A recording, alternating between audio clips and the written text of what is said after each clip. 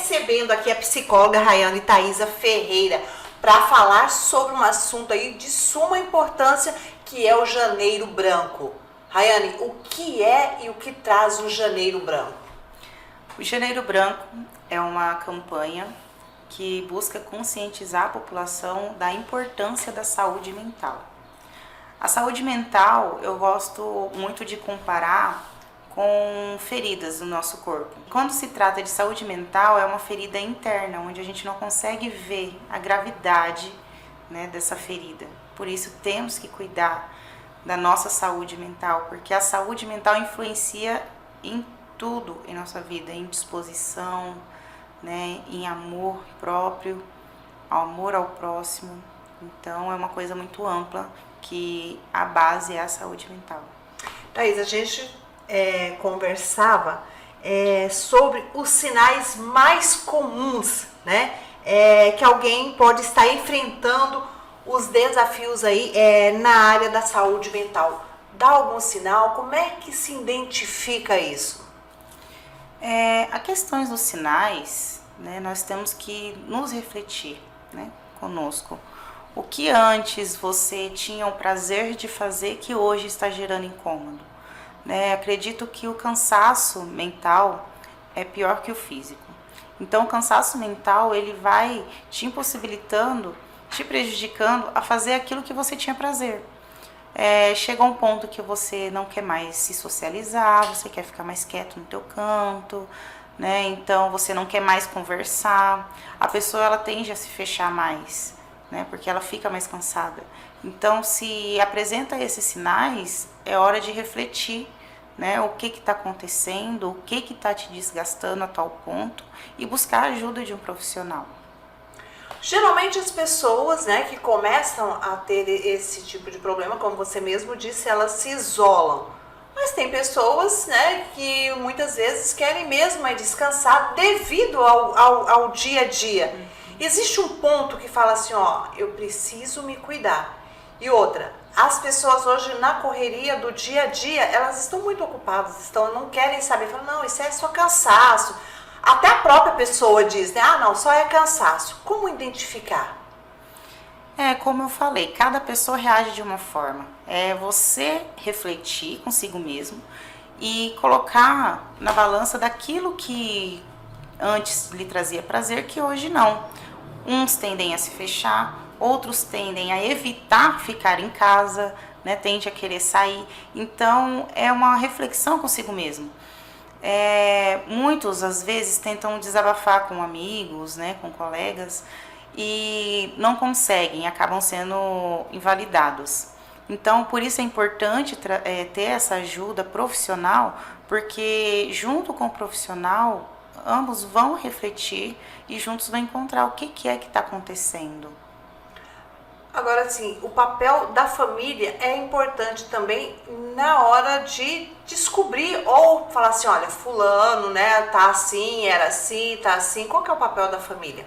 Ouvir, acolher, esse é o ponto principal, e validar o sentimento.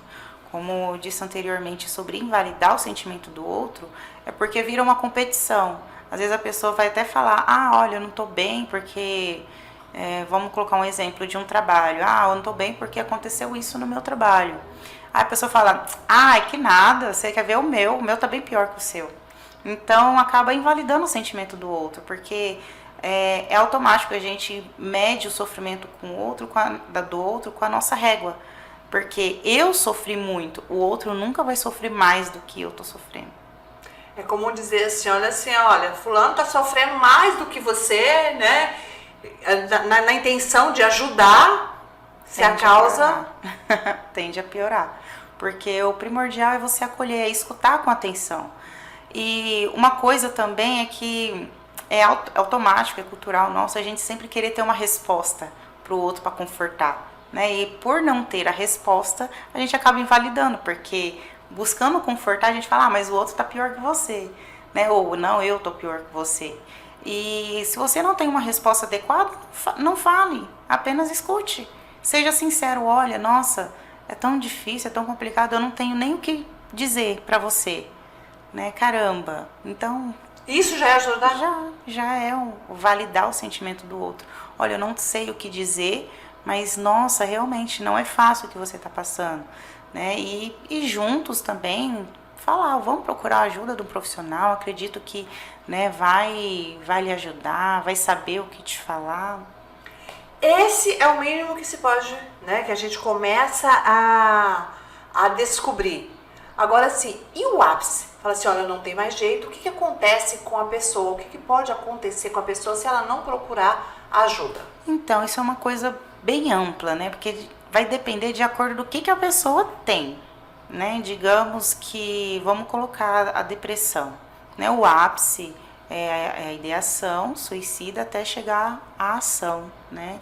Então, depende muito do que é. Uma ansiedade, né? Acontece as suas crises, que são muito fortes, pode ser choro, pode ser a questão também alimentar, então é ampla essa questão quando se trata do ápice, porque depende muito do que a pessoa está desenvolvendo. Você me dizia o seguinte, por exemplo, se tem uma pessoa que está no emprego, que não está bem, não vai adiantar ela mudar de ambiente, é isso?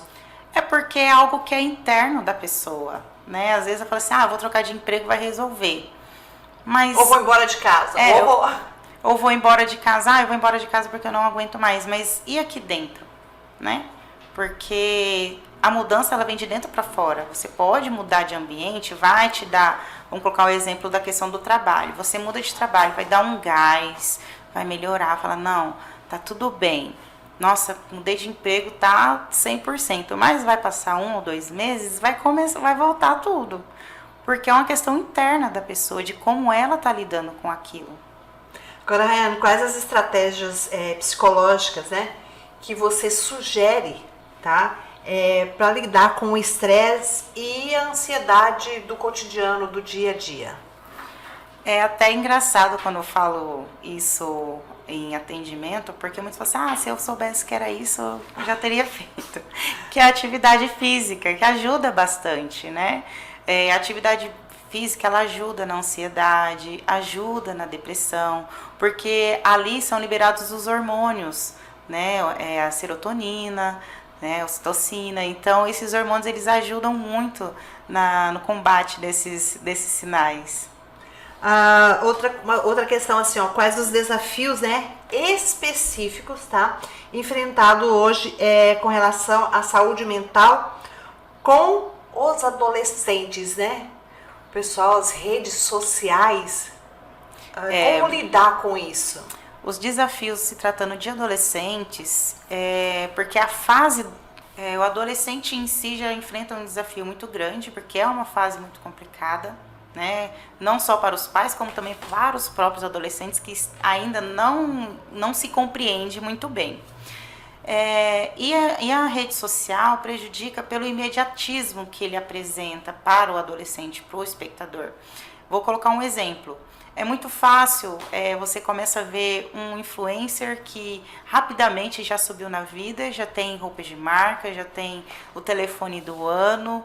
E aí o adolescente vê aquilo, ele quer aquilo também, ele não compreende como aquele influencer chegou, o que aquele influencer passou, quais os desafios que passou.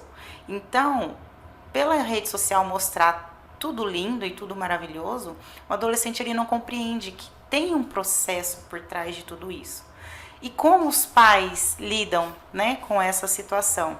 Os pais, eles têm, por mais que se preocupam, querem o bem para os filhos, que eu escuto isso, né, em clínica, mas eles invalidam o sentimento do adolescente. De que forma? Vou colocar uma frase muito falada pelos pais, inclusive na minha adolescência também escutei, que é, você tá ansiosa com o quê? Você vai ficar depressiva com o quê? Você não tem um boleto para pagar. Você não sabe o que é isso, você não tem preocupação. Então, se a pessoa não tem um boleto, ela não pode ficar ansiosa, não pode, né, ficar depressiva, não pode ter preocupação, porque não tem um boleto. Então, acontece dos pais invalidarem o adolescente comparando as preocupações de um adulto e invalidando o adolescente, como se o adulto sim tem motivo para tudo, mas o adolescente tem motivo para nada. Só tem motivo para obedecer e fazer aquilo que o pai quer. e muitas vezes o adolescente não é ouvido. E quando o adolescente tenta falar, ele é invalidado. Uma questão também que muito se discute, Rayane, é com relação hoje, vamos supor, à educação, né, dos filhos. A gente percebe que muitos pais já entregam o celular, né, para criança, porque ó, você fica quietinho aí e que o celular, né, eles põem joguinhos. Até que ponto isso é bom ou é ruim na sua opinião? Não vejo nada bom, pode falar a verdade. Porque o que acontece? A tela, né, isso já foi até comprovado também, para a criança e o adolescente é uma fuga. Então, aonde acontece lá na frente, vamos colocar, não vou colocar nem na fase adulta não, vou colocar já no jovem, muita frustração e não saber lidar com essa frustração, porque não na infância ou na adolescência não foi trabalhado os sentimentos de lidar com isso. Só fugiu. Não, você tá triste, toma o celular. Ah, você tá estressado, toma o celular. Ah, tá ansioso, toma o celular. Ah, começou uma birra, aqui o celular, tá aqui. Então, desenvolver isso na criança, né, no adolescente, de como lidar com o sentimento, de falar do que está sentindo. Porque quando você entrega a tela, o adolescente não fala. É uma fuga. Mas e aí, depois que acaba a tela? Aí o adolescente tem dificuldade de falar o que está sentindo. Então você acha que já pode influenciar na saúde mental desde pequenininho? Sim. Já pode ir, né? Aí vai se tornar um adulto, né? Se não cuidar, com ansiedade, com depressão. Sim, porque vai ser um adulto que vai ter dificuldade de falar o que sente. Porque a vida toda ele foi ali estimulado a se fugir, a pessoa fugir nas telas, né? E aí onde causa dependência das telas. E hoje é muito comum a gente ver os grupos, né? O pessoal conversa muito no celular, né? Principalmente os adolescentes. Você corre lá no quarto de um adolescente, se ele não está jogando, ele está conversando com uma pessoa que ele nem conhece, que não... Essa é a falta do diálogo que eles sentem, porque a pessoa que está do outro lado não sabe o que acontece no dia a dia dele. É isso? E às vezes a outra pessoa pode até escutar. Aí é o outro perigo, onde acontece, né, muitos casos de abusos também, porque acontece desse encontro, né, de conhecer outra pessoa. Então, essa falta, essa carência do presencial dos pais, os adolescentes vão buscar em alguma forma. A gente muito se ouve também, hoje não muito, mas assim, depressão, ansiedade, é hereditário. Tem alguma relação? Não. A depressão, sim, a gente até pergunta se tem algum histórico, né, de alguém que tenha tido depressão na família, que tenha uma ideação, né, que já um quadro grave de depressão. Já a ansiedade, não, porque a ansiedade são fatores mais externos, né, internos também, que depende muito da vivência de cada. A depressão é muito complicado dizer que é hereditário, porque isso vai também de cada pessoa, né?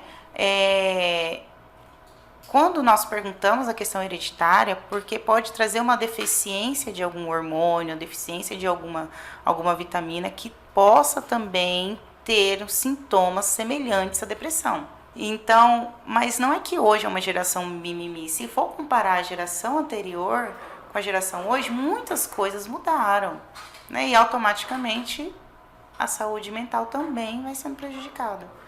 Agora, assim, uma outra questão também é que a gente percebe muito que a saúde mental, ela afeta principalmente o sexo feminino. É real isso? Olha, eu não vou dizer se é real ou se é fake, mas acontece que as mulheres, ela têm um papel ainda mais na sociedade. Vou colocar o que é esse papel.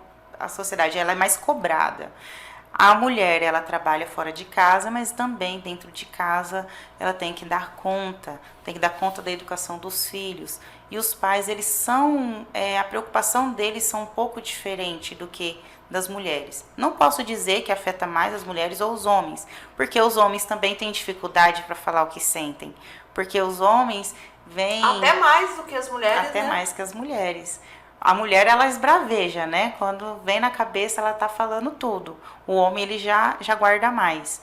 Mas a cobrança é mais da mulher, né? Não só da questão social, como também questões estéticas, né? Questões de valores. Então, assim, a sociedade, ela cobra muito mais da mulher do que do homem. Então, essa cobrança, sim, desencadeia, né, bastante complicações também na saúde mental. Dá para se medir em quanto tempo uma pessoa pode ficar curada ou quanto tempo ela vai levar com essa depressão, com essa ansiedade? Não, isso é uma coisa individual mesmo. Cada pessoa tem o seu processo, cada pessoa tem seu tempo. Qual o papel do psicólogo nessas questões, Rayane?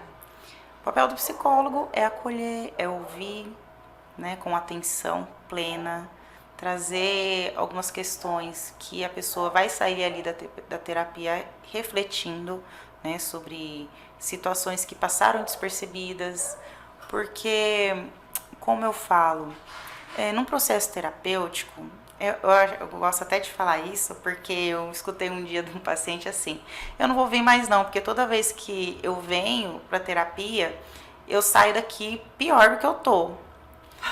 Mas a terapia não é um país das maravilhas. Você está lidando com você está lidando com seus sentimentos, você está olhando para dentro, você está olhando para situações que você ignorou por muitos anos. E enfrentar a si mesmo não é fácil, não é um processo fácil, é um processo dolorido, né? Então, o papel do psicólogo é isso, é trazer reflexões, trazer a pessoa a olhar para si.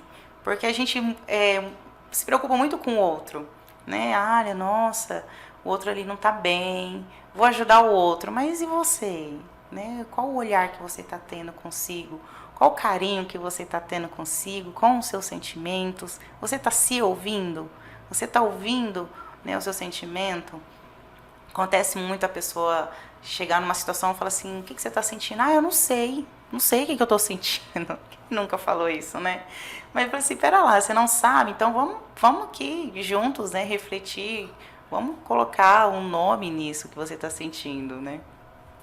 Agora, assim, é possível prevenir alguns transtornos psiquiátricos? Sim, sim. Como eu falei, vou colocar o exemplo da ansiedade, né? É possível prevenir, sim, conversando, buscando a ajuda de um profissional, o mínimo sinal que aparecer. Muitas das vezes não precisa nem esperar um sinal, porque a terapia não é só para quando a pessoa não está bem, é para autoconhecimento também. Então, geralmente as pessoas falam assim, eu não vou no psicólogo porque eu não tô doente, né? Mas não é, né? Só para quando você tá com sintomas, é isso? Para autoconhecimento também. Eu tava falando até com a menina mais cedo. Hoje, se você tá, vou colocar um exemplo, uma questão de estética, meus dentes estão amarelados, eu vou no dentista para ele ficar branquinho, bonito, para eu me olhar no espelho e ter um apreço, né, e admirar.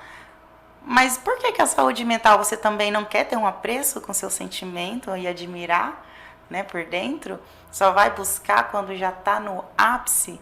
E aí a pessoa, quando está no ápice de um transtorno, digamos assim, ela vai e quer que resolva com uma sessão, com 3 sessões. Ah, não, já tá bom, já não preciso mais. É um processo lento, né? Então, ao invés de esperar algo acontecer, buscar ajuda para se conhecer, né? Um autoconhecimento. E isso ajuda não só a nós, como influencia também externamente, né? De forma automática. Como é possível manter o equilíbrio quando se detecta, né, a ansiedade ou a depressão sem ter que tomar medicamentos? Procurar primeiro o psicólogo, né, e se ter a necessidade do acompanhamento medicamentoso, aí o psicólogo encaminha. E o que acontece? A medicação, ela vai adormecer aquela ferida, né, mas não vai resolver, não vai ter um tratamento adequado. E aí, quando a pessoa ela só vai no psiquiatra, o seu organismo vai acostumando com aquela dosagem, né? E aí, para fazer o desmame da medicação, é o ideal, né? Fazer acompanhamento com o psicólogo juntos, os dois, né? Um acompanhamento multidisciplinar, para que não fique dependente daquela medicação. Então, junto com o psicólogo, vai ter esse equilíbrio, né? De chegar ao ponto de diminuir as dosagens até o ponto que não precisa mais usar. E isso depende de qual diagnóstico. Porque devemos antenar no nosso bem-estar. Olha, é como eu falei lá no começo. Quando nós machucamos a nossa pele, a gente vê como é que tá o grau da ferida. Mas internamente, não. Então, são situações que pode ter acontecido na infância ou na adolescência que a pessoa leva para o resto da vida, né? Então, como se antenar? Primeiramente, quebrando o tabu com a psicologia, com a saúde mental, que não é coisas para louco, não é para quem está em surtos ou afins ou que tenha já algum diagnóstico. Você não precisa ter um diagnóstico para você procurar ajuda de um profissional. Você precisa ter força de vontade de querer se conhecer, né? Conhecer a si mesmo, amar a si. Então, você que tem a curiosidade de ver como que é um acompanhamento psicológico, muito bem-vindo também à terapia. Então vamos ali ter esse conhecimento, esse autoconhecimento. Que conselho você daria para as pessoas que hoje, né, passam por esse processo e às vezes nem sabem, né? Tá no início, igual você disse, não quero dormir, quero ficar em casa, quero sair, Existe um conselho que você poderia dar, assim, o que a pessoa deve fazer? Primeiramente, não ignorar os seus sentimentos. Se está passando por algo, procure a ajuda de um profissional. O profissional, né, psicólogo, tem o código de ética do sigilo. Eu falo isso, estou enfatizando porque já escutei, assim, de conhecidos, né? Não podia atender porque o código de ética não permite, porque já tem um vínculo, né? Então, conhecidos falam assim, mas como que eu vou procurar a ajuda de um profissional que eu nunca vi e vou falar da minha vida toda, né? Então, o psicólogo, ele tem o código de ética do sigilo. Então, procure, converse. Não precise, na primeira sessão, você não vai conseguir contar toda a sua vida, né? Mas você começa a falar do que está te incomodando. E isso já é importante. Porque tem muitas questões na nossa vida que nos incomodam que a gente não consegue falar para ninguém. Porque fica com receio de ser julgado, né? De ser, muitas vezes, invalidado, que é o que acontece. Então, o profissional, né? O psicólogo, nós psicólogos estamos ali para acolher, sem julgamentos, não estamos ali, nem podemos julgar, né, a vida da pessoa, o que a pessoa está pensando. Não estamos ali para dizer, ditar o que é certo, o que é errado, se o que a pessoa está fazendo está certo, se o que a pessoa está pensando está certo ou está errado. Estamos ali para acolher, para ouvir. Por que é indicado exercício físico, né, quando a pessoa está no início aí, ou até já num estado assim, avançado da saúde mental? O que acontece? Quando a pessoa ela apresenta, né, vou colocar um pouco a depressão aí, ela tende a ficar mais indisposta e vai afetando os hormônios, né? Então, nós precisamos estimular hormônios. E aí, a atividade física, não só a atividade física, mas algo também que dê prazer para a pessoa, né? Às vezes sair com os amigos, né, em afins, porque vai desenvolver a serotonina, a ocitocina. Então, esses hormônios, eles vão ajudar a pessoa também a melhorar, né, a questão do diagnóstico e a questão desses sintomas que vem apresentando.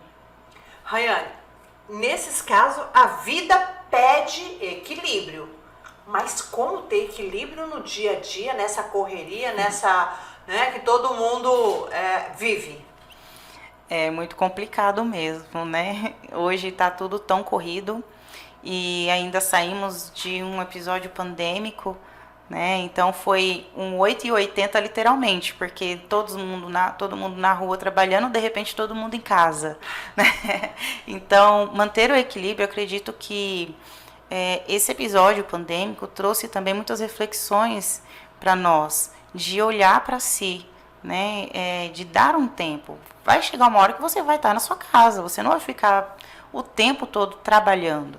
Então, quando estiver em casa, né, se atente ali ao seu lar, à sua família, a si mesmo, né, a se cuidar. De que forma? Eu vou colocar o exemplo no mundo feminino, né, que tem muito isso. Eu vou ali lavar o cabelo, vou hidratar, vou desligar do mundo, né? O homem, não sei, tem o prazer em jogar bola, vai pescar, isso, vai pescar, vai jogar bola, né? Vai fazer alguma atividade, alguma coisa que lhe dê prazer. Então, sair das telas, né? Porque quando você menos espera, você está ali no celular, já passou 1 hora, 2 horas, rápido, né? E esse momento você poderia estar fazendo outra coisa, né? Sem estar ali nas telas. Então, acredito que o equilíbrio ele já vem daí, de olhar para si, olhar ao seu redor, apreciar a família, né? Ou a paisagem, enfim. Então, acredito que o equilíbrio ela já começa daí. Uma outra questão que o pessoal também pergunta muito é como superar o luto. Nossa, o luto é uma questão já bem complicada de estar falando. Mas assim, não tem uma receita, como uma receita de bolo, para falar, olha, para você superar o luto, é isso, isso e aquilo. Porque vai depender muito de acordo de como foi essa perca, né? Um luto de uma pessoa que, digamos assim, um luto de uma pessoa que cometeu suicídio, ou o luto, vamos colocar nesse período pandêmico, né? O luto de uma pessoa que morreu, né, por conta da pandemia. Então, cada situações, né, são bem distintas, né? Então, cada pessoa vai ter o seu processo. Acredito que o primordial é se permitir passar o luto. Porque acontece da pessoa querer mostrar que tá forte, que tá tudo bem, né? Mas só que ela não se permite vivenciar esse luto. E é necessário a pessoa viver esse luto, né? Então, acho que o primeiro passo é a pessoa viver mesmo esse luto. Rayane, nós estamos caminhando aí para o final da nossa entrevista, né? E aí eu já quero deixar aberto aqui, você que está nos assistindo, se tiver alguma pergunta, pode nos enviar, tá? Pra gente, a Rayane com certeza vai estar respondendo aqui numa outra oportunidade, porque assim, é infinito esse assunto, né? Tem a questão de adolescente, tem questão de escola, tem de relacionamento, qualquer hora dessa a gente vai falar mais sobre relacionamento, né? A questão do luto. São N os assuntos que a gente pode estar, né, colocando aqui. Então, se você tiver alguma pergunta, você já pode, né, nos enviar aqui, que com certeza nós vamos entregar para a Rayane e ela vai estar respondendo. Muito obrigada aí, né? E que venha 2024 aí com muita saúde, né? Sim. Muito exercício e que a gente tenha uma vida realmente assim mais plena esse ano. Sim, muito obrigada pelo convite e que esse 2024 seja um ano que valorize mais a saúde mental, né? Que possamos olhar para nós mesmos, né? E não ter receio ou vergonha de buscar ajuda. Obrigada. Obrigada.